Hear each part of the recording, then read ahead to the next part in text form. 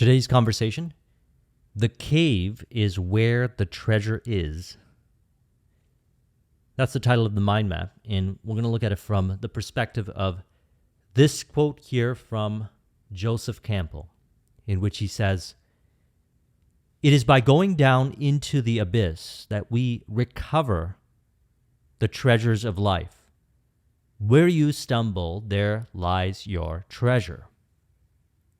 So we're going to speak about making peace with fear, doubts, indecision.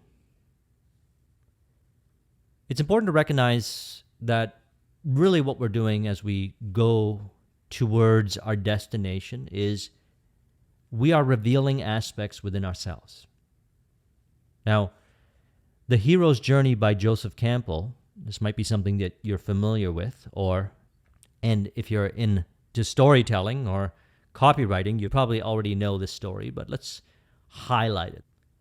So what we're working with here is fear, and we don't want to see it as something that we are running away from, but rather something that we want to work through. Where you stumble, there lies your treasure. See it as an opportunity. So in the hero's journey, and many of us have gone through these kinds of experiences in our life that are symbolic of the hero's journey in these different stages, we can relate it over and say, you know what, that's okay, we're going through this. Many have gone through this, and because I'm going through this, I will one day have the opportunity to not only overcome the challenge or fear that I have, but I'll also be able to share with others, otherwise known as the return with the elixir. I'll be able to share with others what I have done, the psychological change within myself, the way of thinking, the thinking pattern that will benefit them. So they too can make peace with certain things that they might not have made peace with before. So here's perhaps how the hero's journey can go. Number one is a person starts off in the ordinary world. The journey begins. And then they receive a call to adventure, number two. Perhaps it's an inspiration or an idea of a certain change they would like to see in their life. Maybe they want to start a business. Maybe they want to move to another country. A change in their life. They seem to be inspired by this change.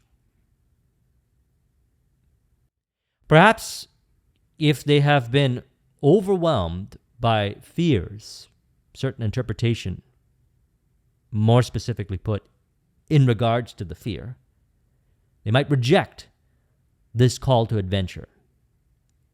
And then interestingly enough, they meet a mentor. Maybe it's within, maybe it's the inner voice, or they meet someone in person, or they watch a video, or they read a book.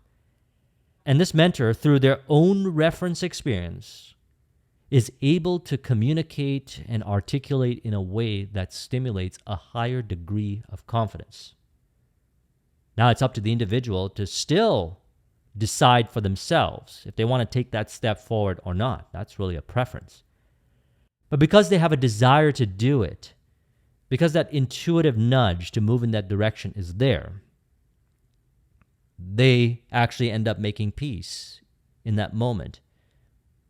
Perhaps with a dialogue with the mentor or a conversation with a friend, someone who symbolically represents a person who has a lot of times have gone through that reference experience themselves, that same journey, or has made peace with that same fear. Now they feel inspired within themselves and they go through crossing the threshold, the next stage. And this signifies the hero's commitment to the journey. So a person then decides, they have made the decision, they have committed. They say that's the way it's really going to be. They're going to go in that direction. Now, as they proceed, they may encounter certain, as he refers to as tests, allies, enemies, which are inward aspects brought to the surface. And then the individual then learns to make peace with these attributes. They learn aspects about themselves. They learn how to think in a way that's accurate so that they can continue down this journey, because that's what they really want to do. Now, let's reflect upon this in our own personal experiences. When we commit to a goal or a vision, and maybe we get a mentor or somebody that encourages us. We commit to it. We go down the journey. Things are brought to the surface. I would suggest making peace with these thinking patterns, because one of the benefits of going down this journey is this is where our service is to others. From the things that we learn on how to make peace with certain attributes within ourselves, fear, doubt-based thinking, indecision, we then find, because it works, and through our own cause and effect reflection of these experiences, we find ways of overcoming challenges that maybe others might not have discovered yet. And there could be some relatability. For example, if you're an entrepreneur and you achieve a certain level of success, you might start to notice that others show up asking you how they can do it as well. And they present challenges to you, and because you have the reference experience, you understand them at a very deep level. They feel like you understand them. They see you as the mentor. And you communicate, you share with them what you've done, and you guide them further along the journey. And they're able to move forward. So this is one of the valuable things about the hero's journey, is in the end of the journey, we'll go through the steps leading to the end, there is the return of the elixir, the way of thinking, or something that is the solution for certain kinds of interpretations, or a way of looking at different interpretations in regards to fear, doubt, and indecision, that when you share it, or even if you communicate about it, there's something resonant in the communication that the other person feels, and then they feel the peace. They feel that they can do it as well. They can listen to their own calling within as they move through this journey to become this, to transform and become this same representation to others. So the tests, the allies, the enemies within, the inward aspects are brought to the surface through life experience. We call this experiential learning. Now, we're going to tie this in a moment to Kolb's learning, because I would like to share where a really powerful, pivotal opportunity point resides and how I work with it. So then they approach the inmost cave. A person works through the inward aspects brought to the surface, and then perhaps encounters a ordeal, a significant challenge. As a result of the different learnings and experiences that they have acquired on the journey, they're now able to go through a great ordeal. They're actually able to move through a fear, a big fear, and take a step and produce success, results. And as a result, they've overcome perhaps a great fear that they had, or something that maybe before they were so afraid to go in that direction that they might have thought it was impossible. They started to think, this is not possible. But they found it within themselves. They went within themselves and said, is this really true? Certainly, I have learned a lot of things thus far on the journey, and now I've reached a point where I'm going through an ordeal. Could those things that I have learned on the journey be brought to the surface to help me with this challenge? That kind of thinking process right there stimulates the subconscious to reveal the ideal perspective, what to do next. As you've probably heard me say in many of my videos, there's really three things you could do. And it first starts with acceptance. And by acceptance here, we say, okay, this is an ordeal. That's fine. We'll be able to overcome it. And then we can accept it for how it is, make peace with it. We can change how we relate to it, or we could do something about it. Could be one of those things, could be a combination of those things. And we're able to move forward. Now the hero has overcome the greatest fear, and they've actually stepped in the direction of the vision. And so they've overcome this challenge. And now maybe they're excited to get back to share with others how they've overcome the challenge. But then perhaps there's another challenge. They share the challenge with another person, and they're not able to facilitate the transformation in the other person. They come off as being misunderstood. So they now are presented with the opportunity to go within themselves and see where they have the disconnect. Now, keep into consideration, these are my interpretations of my own experience in regards to the hero's journey. And there are many different interpretations. And I would suggest that you go with the resonant interpretations, and you also study the different interpretations and also reflect back on your own reference experience to find your own interpretations, so that if you ever found yourself in any one of these points and you found yourself overwhelmed by challenge, I'm going to relate this over to Kolb's model, you'll be able to work through it. So that roadblock is usually, look, I've learned this thing, and you share it with somebody, but for some reason it doesn't facilitate the transformation in the other person. They don't believe you, or you're not able to communicate it for whatever the reason may be. And so then we could see that as an opportunity. We're then able to transmute that doubt energy that I will not be able to help this person in front of me over to I can do it, I will do it, and here I am doing it. And then the person does it. Then the final phase, and then they return with the elixir, the final step. They have actually proved it in equation. They have gone through the journey. They have received the call. They committed to it. They proved it into equation. They've learned how to produce the success.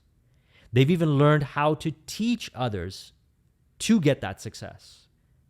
They become the mentor with the elixir. Now, this is very relatable to the video that I released last Thursday. I recommend watching that, in which I consider seeing the teacher as the student and also seeing the student as the teacher.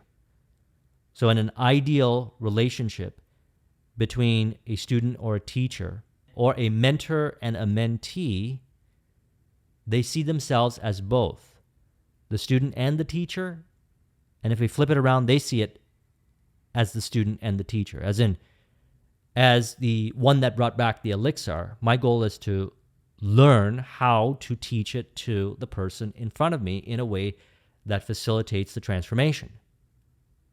Their goal is to learn that information to facilitate the transformation. Through the process, they're teaching me how to teach them.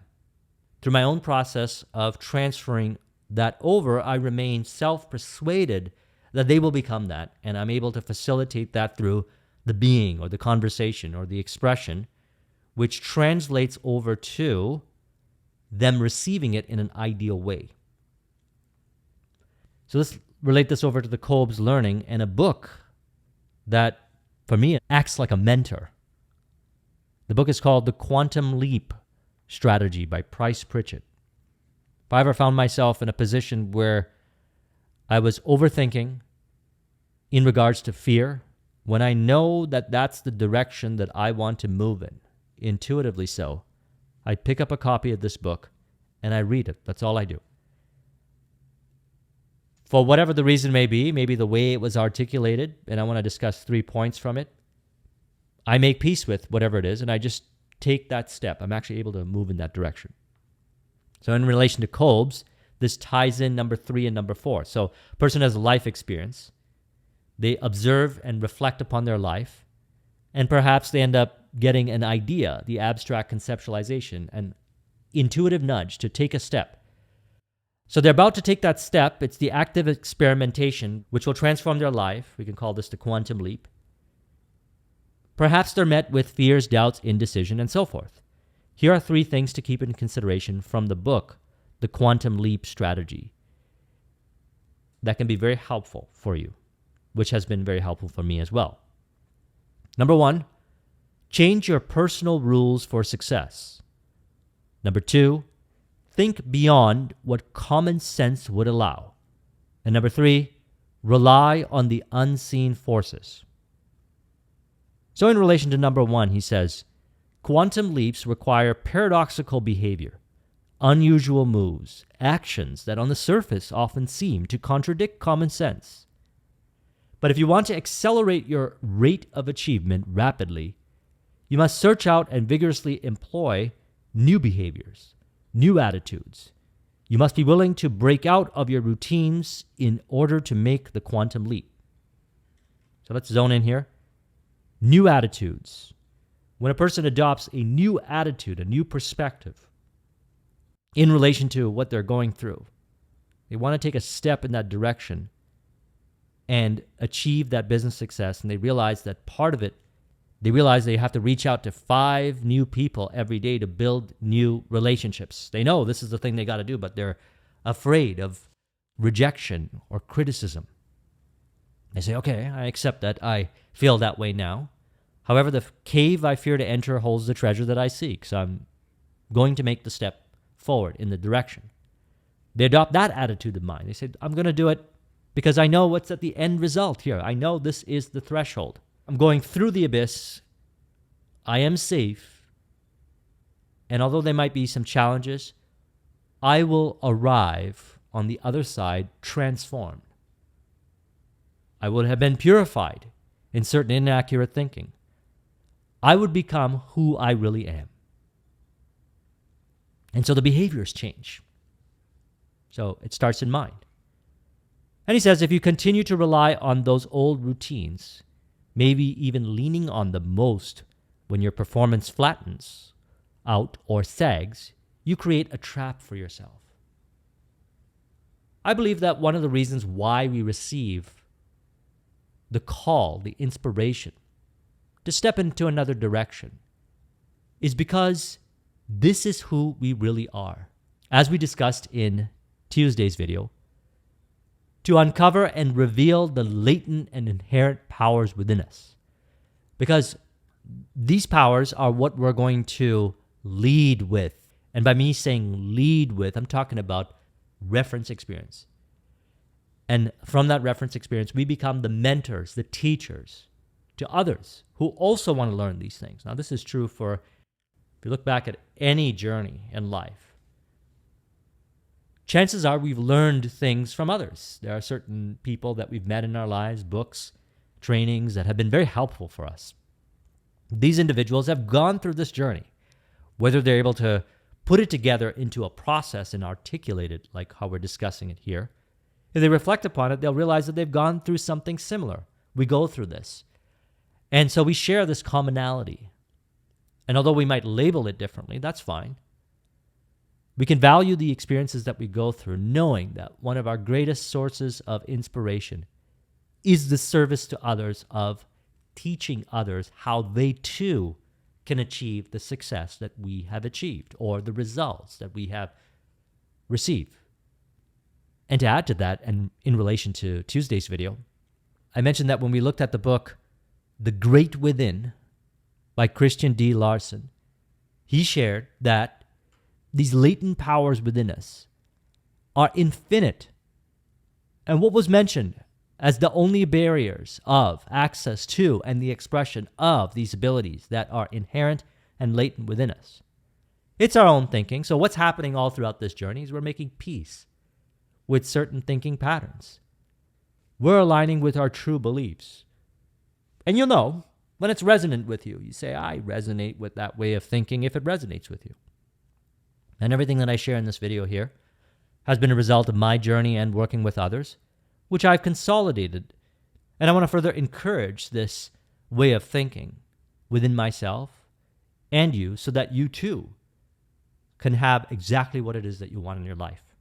Whatever it may be. You know the answer within yourself because you received the intuitive inspiration within. And on that note, it was meant for you. And perhaps there are some steps to be taken.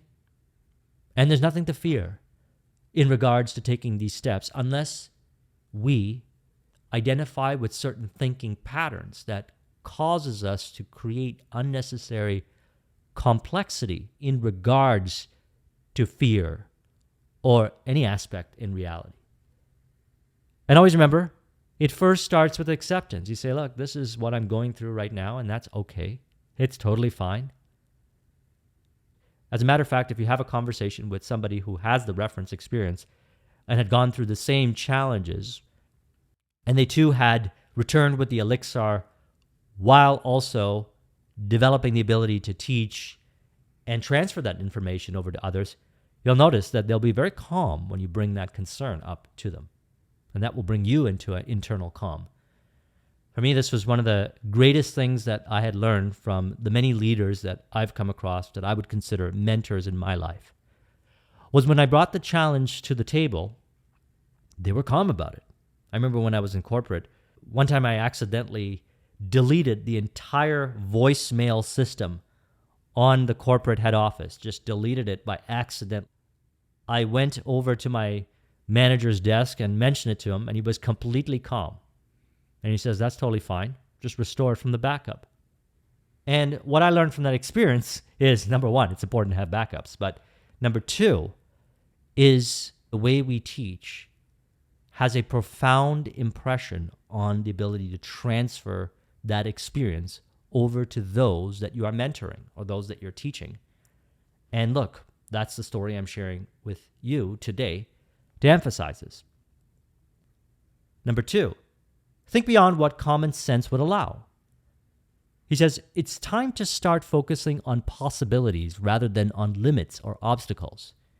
Making a quantum leap means moving outside your mental boundaries. If you will rethink how you're thinking, you can multiply your performance potential. You must let your desires guide you instead of allowing yourself to be boxed in by the perceived constraints. Very important distinction. He says you must let your desires guide you instead of allowing yourself to be boxed in by perceived constraints.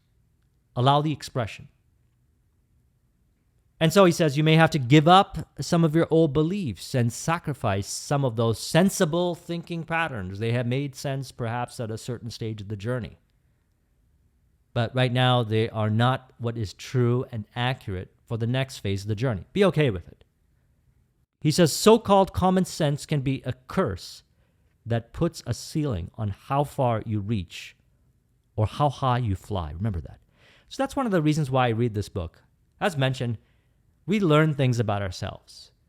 Sometimes, maybe it's a certain book you go to that if you feel a certain way, that if you're experiencing reactivity or whatever, you pick up a copy of the book. It's a very short book. You just read it and then it's done. You know exactly what to do because you see what's going on here?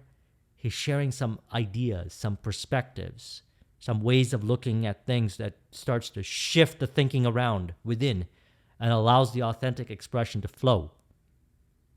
And then number three, rely on the unseen forces. It says, forget about the idea that you should be able to see tangibly and in full view all the resources necessary to leverage your performance dramatically. There are resources you can access that cannot be seen, and they are far greater and more powerful than the resources you might readily observe. Now, that's probably one of my favorite quotes in this entire book. Because if we start to overthink and we get excessively logical, I believe in thinking logical, but excessively to the point of mental rigidity, then we're not looking beyond the evidence of the five senses. We have to allow ourselves to tap into things that we might not be able to consciously explain right now. Maybe on the journey, at a certain point, we'll be able to explain it. But it does not mean they don't exist. And so we want to tap into it. And then finally, and in relation to, he says, absence of evidence is not evidence of their absence. Think of an iceberg. Where you see only the tip of what's really there. Just as real, though out of sight, are invisible resources ready to make a profound difference in what you can achieve.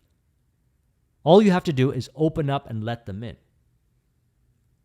So, ties in very nicely to Tuesday's video, in which we have these inherent and latent powers within ourselves, and we bring them into awareness by committing to and moving in the direction that we know intuitively, which may require us to go in the direction that we fear. You know the answer to that.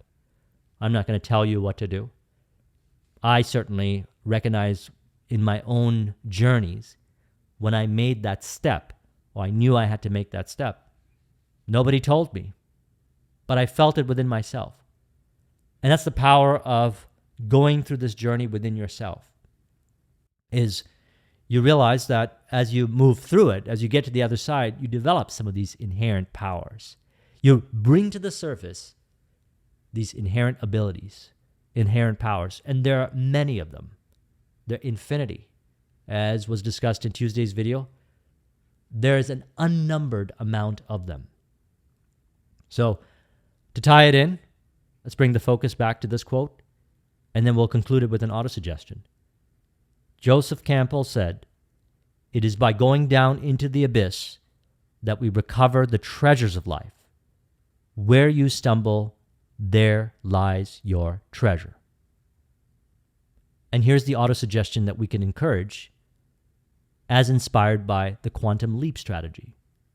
You can say, I realize that I discover and uncover the rules for my success as I allow myself to think for myself. I'm able to look beyond opinions and suggestions to think beyond what is perceived as common sense. Thus, as a result, I tap into and allow to express distinct perspectives, distinct rules, distinct ideas to bring forth creativity, innovation, and to allow the unseen forces to guide everything else to rearrange reality and reflect my vision, some way, somehow. If you would like a copy of this mind map, the link is in the description. Thank you very much for watching. I'll talk to you soon. Take care.